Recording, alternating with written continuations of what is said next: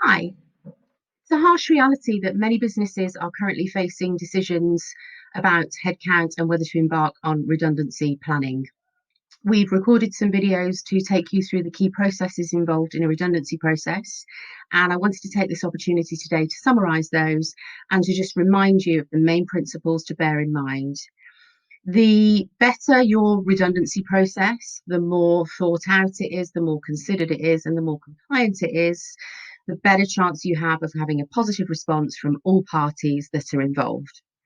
So, first off, we want to make sure that there is a genuine case for redundancy, and that will involve putting together your business rationale and looking at the indicators that have informed your decision to embark on a redundancy process. So, is there a genuine case for redundancy? Have you embarked on a fair selection process for the people that will be placed at risk of redundancy? And we talked about that in terms of collating your selection pool. And then the next stage of looking at the consultation period that you will embark on with your employees that are within that pool of people at risk. Communication is hugely important in a redundancy process. It's very important that the employees that are at risk know what that process consists of and what's going to happen next. So, what is the process for me asking questions that I would like answers to? When's the next meeting that takes place, and what's the purpose of that? What can I do whilst I'm at risk of redundancy? Can I look for other jobs? Am I expected to work at the same rate? Or it may be that your employees are currently furloughed anyway, and perhaps you need to make more means available of that free communication if they're not talking to you in the normal course of the day anyway. So keep the communication constant, keep it planned, demonstrate that you have a communication plan in place as part of that consultation period. Make sure that every single action is logged so that you have a written account of your redundancy process, of certainly of any agreements that have been made, any conversations that are being had, any questions that are being answered.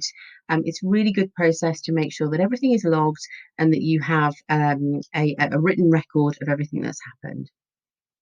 At the point that the decision is made to make redundancies, that should be confirmed in one of your final consultation meeting, and of course it should be followed up in writing as well. And that final communication will confirm, of course, the terms of the redundancy, and it should also confirm the right of that employee to appeal against the decision. If for whatever reason they don't think it was right or fair, an employee does have the opportunity to appeal against that decision because it is essentially a dismissal from the business. So make sure that you are on top of the process. I've said many times that process is king, particularly where redundancy is concerned, and making sure that you've got everything logged, that you've got everything planned, scheduled, will really, really help in terms of everybody knowing what's happening next, everybody knowing what has happened and at what stage in the process you are at, and encourages a more positive and a more constructive response from everybody involved. I wish you the best of luck if you're battling through these processes at the moment, or even just at the stage of considering them. And as I always say, this might be the first time you've considered outside HR support. If it is, and you want to have a chat and talk through any scenarios, whether you're in the middle of it, thinking about it, towards the end, doesn't matter, then please do get in touch, and we're more than happy to have a consultation with you and see if it's something that we can help you with. It's a headache right now.